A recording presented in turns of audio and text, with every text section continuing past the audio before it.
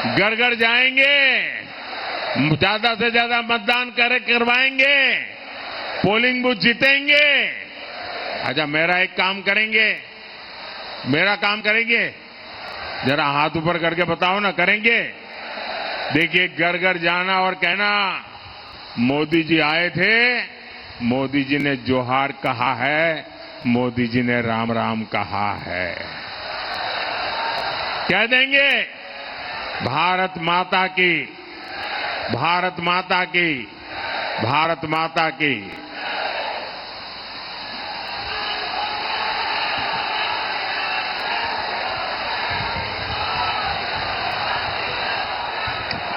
सादर धन्यवाद सम्माननीय प्रधानमंत्री जी।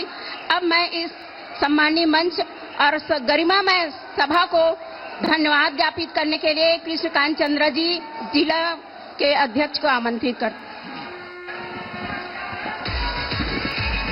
आपके आने से मिट्टी भी बन गई चंदन है। इस शक्ति जिला में आपका सत सत अभिनंदन है।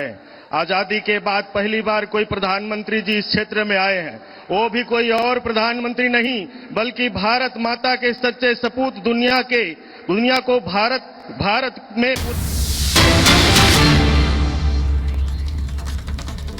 और बड़ी खबर आपको बताएं, कांग्रेस पर प्रधानमंत्री नरेंद्र मोदी ने बड़ा हमला बोला है। कांग्रेस का हिडन एजेंडा सामने आया है। कांग्रेस की सच्चाई से आखिर कांग्रेस इतना क्यों डरती है? कांग्रेस वोट बैंक के दलदल में फंसी है। मुझे रोज रोज गाली दी जा रही है। कांग्रेस की तुष्टीकरण की सोच रही है और राजस्थान में एक भी पंजा न बचे, इसकी अपील भी प्रधानमंत्री नरेंद्र मोदी की तरफ से जो है वो की गई है। आपको बताएं कि दूसरे चरण के चुनाव प्रचार में लगातार प्रधानमंत्री नरेंद्र मोदी चुनावी रैली कर रहे हैं और वहीं कांग्रेस की तुष्टीकरण की सोच पर बड़ा हमला प्रधानमंत्री नरेंद्र मोदी बोलते हुए नजर आए। कांग्रेस मैंने सत्य रखा देश के सामने। कांग्रेस आपकी संपत्ति छीनकर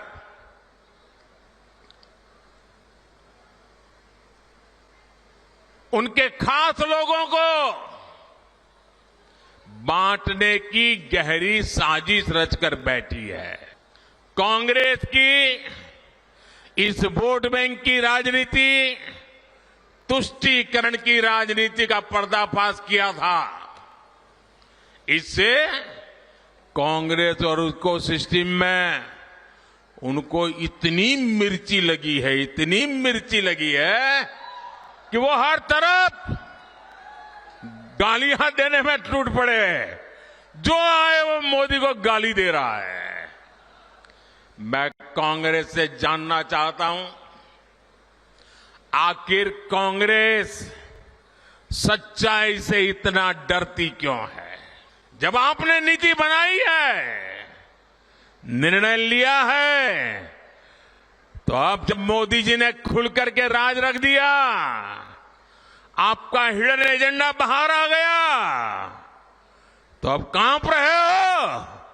अरे हिम्मत है तो स्वीकार करो, हम आपसे मुकाबला करने के लिए तैयार हैं। कांग्रेस वोट बैंक पॉलिटिक्स के दलदल में इतना धंसी हुई है कि उसे बाबा साहब के संविधान की भी परवाह नहीं है। हमारी माताओं बहनों के पास जो स्त्री धन होता है, जो मंगलसूत्र होता है, उसका सर्वे करेंगे।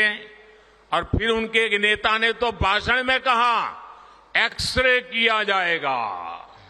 ये मंजूर है क्या? क्या स्त्री धन पर हाथ लगा सकते हैं क्या? क्या मंगलसूत्र पर हाथ लगा सकते हैं क्या? ये पंजे की ये ताकत? भाइयों बहनों, राजस्थान में से एक भी पंजा बचना नहीं चाहिए भाइयों।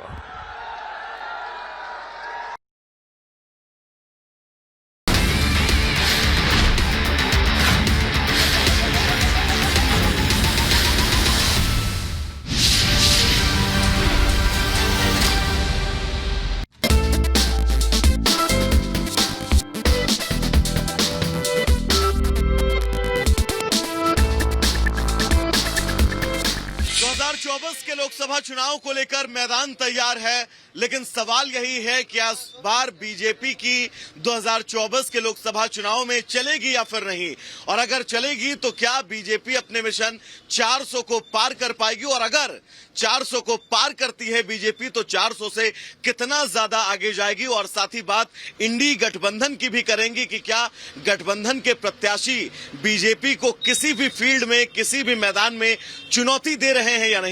हमारे साथ इस वक्त तमाम लोग बुलंदशहर के मौजूद हैं। दरअसल ये लोकसभा सीट की अगर बात करें तो गौतम बुद्ध नगर में आता है, यानी कि नोएडा लोकसभा सीट, जहां से महेश शर्मा को एक बार फिर से बीजेपी ने टिकट दिया है। तो क्या महेश शर्मा इस बार हैट्रिक लगाने में कामयाब हो पाएंगे? जमीनी हकीकत क्या है, ग्राउंड पर इन लोगों के मन में क्या है, ये तमाम लोगों से हम जानने की शुरुआत करेंगे। सबसे पहले मैं आप ही से भाई साहब बात करना चाहूंगा, क्या मूड है इस बार चुनाव को लेकर? बीजेपी की इस बार चलेगी या फिर नहीं चलेगी? चलेगी, लेकिन स्थानीय हमारा जो प्रत्याशी है वो 5 साल में चुनाव के समय ही गाँव में दिखाई देते हैं हमें, तो या कहीं भी रैली में 5 साल से अलग हमें कभी दिखाई नहीं देते वो। और मुद्दे भी बहुत हैं, क्योंकि बीजेपी गवर्नमेंट में वोट तो मोदी के नाम पर पब्लिक इनको दे देती है, लेकिन इनका स्थानीय लेवल पे कोई कार्य नहीं होता है। मतलब स्थानीय सांसद से आप लोगों की नाराजगी है? स्थानीय सांसद से नाराजगी है। बाकी मोदी और योगी का काम कैसा लगा? मोदी और योगी का काम अच्छा है, लेकिन वो पेपर लीक वगैरह जो बहुत ज्यादा हो रहे हैं उन पर रोकथाम नहीं हो पा रही है, उनके खिलाफ कड़ी कार्रवाई नहीं हो पा। आज घोषणा पत्र में प्रधानमंत्री जी ने इस बात का जिक्र किया है कि पेपर लीक पर सख्त कानून बनाया जाएगा इस बार। इससे आप क्या सहमत हैं? क्या इस बयान के बाद आप क्या कहें? प्रधानमंत्री जी ने तो कानून अब से पहले भी बनाया था, उसमें 1 करोड़ जुर्माना और उसमें 10 साल की कैद वैद का था, लेकिन ग्राउंड जमीनी हकीकत पे कहाँ उतर रहा वो। अगर वो उतरे तो फिर पेपर आउट वगैरह ये रुके भी। बच्चा दिन रात पढ़ाई करके तैयारी करता है, पेपर आउट वाले मेरिट को चढ़ा जाते हैं, उनके नंबर आते हैं, जो पढ़ते लिखते हैं वो रह जाते हैं। यानी जमीन पर काम करने की जरूरत है। क्या मानते हैं आप युवा हैं, अच्छा इतना बता दीजिए, बीजेपी, कांग्रेस या फिर समाजवादी पार्टी, किसका प्रभाव ज्यादा लग रहा है? आप बीजेपी का रहेगा सबसे ज्यादा। बीजेपी का रहेगा। काम वाम किया है बीजेपी ने युवाओं के लिए? आप युवा हैं। नहीं, काम क्या है थोड़ा। नोएडा में काम हुआ है, गौतम बुद्ध नगर में? हाँ जी, किया है। काम हुआ है, मानते हैं आप? काम हुआ है पर उस हिसाब से नहीं हुआ। उस हिसाब से काम नहीं। हाँ जी। बीजेपी जिस 400 प्लस की बात कह रही है, आपको लगता है 400 प्लस होगा इस बार? 400 प्लस होगा, पर हमारे यहाँ से जो सांसद जी है महेश शर्मा जी, वो ठीक नहीं है। महेश शर्मा जी, लोग तो कह रहे हैं कि वो हैट्रिक मारने जा रहे हैं इस बार। वो 4 साल में अब दिखाई दिए हैं। अच्छा, 4 साल में अब दिखाई दिए? साल में अब दिखाई दिए, वो उससे पहले कहीं नहीं दिखते वो। सांसद जी दिखते हैं। अच्छा इतना बता दीजिए, बीजेपी, कांग्रेस या फिर कोई और? बीजेपी। काम वाम किया है बीजेपी ने? 400 पार में क्या लग रहा है आपको? 400 पार होगी? 400 पार होगा। भाई साहब, आपसे मैं बात करना चाहूंगा, क्या मूड है इस बार चुनाव को लेकर? बस बीजेपी को ही वोट देना है। बीजेपी को ही चलेगी? बीजेपी की इस बार नहीं चलेगी? हाँ बिल्कुल चलेगी। अच्छा, काम वाम किया है बीजेपी ने? राम मंदिर बनाया, 370 धारा को तोड़ा, और आगे भी भगवान कृष्ण को सजाएंगे मथुरा में। एक सवाल मैं आपसे पश्चिम यूपी से जुड़ा करना चाहूंगा। आरएलडी का साथ इस बार बीजेपी को मिला है, ये बीजेपी के लिए कितना फायदेमंद होगा? प्लस पॉइंट है, बहुत ज्यादा फायदेमंद है। जयंत चौधरी का साथ फायदेमंद होगा? हाँ बिल्कुल। कितना ये फायदा करेगा इन तमाम सीटों पर? बिजनौर, बुलंदशहर, हापुड़, शामली, बागपत, गाजियाबाद, लगभग सभी सीटों को बीजेपी जीतेगी। पर फायदा करेगा। तो आपसे मैं बात करना चाहूंगा, क्या मुद्दे हैं इस बार आप लोगों के चुनाव में? मुद्दा तो बेरोजगारी भी है, महंगाई भी है, किसानों का भी मुद्दा है, एमएसपी वाला जो है। लेकिन ये है कि हाँ, आपकी बार ऐसा नहीं है, जो 400 पार का नारा तो चल रहा है, लेकिन 400 पार ऐसा आसान नहीं है होना कि 400 पार बहुत मुश्किल है। कितने तक आंकड़ा जाएगा, कुछ अनुमान बताइए। देखो, सत्ता में तो आ जाएगी बीजेपी, लेकिन इतना आसान नहीं है। 400 तो बहुत मुश्किल है। सत्ता में वापसी होगी, लेकिन जो बात कही जा रही है 400 प्लस की, वो मुश्किल है। बहुत मुश्किल है, कुछ नहीं है। वेस्ट यूपी में कुछ सीटें ऐसी फंसी पड़ी है कि हो सकता है पिछली बार इन्हें 75 सीट मिली, सॉरी 18 सीट मिली थी गठबंधन को पिछली बार, समाजवादी पार्टी और बसपा वाले को, ठीक है। लेकिन इस बार हो सकता है कि 18 से भी ज्यादा आंकड़ा ऊपर पहुंच जाए। आप भी मानते हैं इस बात को? आप कुछ बोलेंगे नहीं, लेकिन एक बार खाली विक्ट्री साइन ही दिखा दीजिए। किसकी तरफ का ये विक्ट्री साइन है, बीजेपी का या सपा कांग्रेस? बीजेपी का है।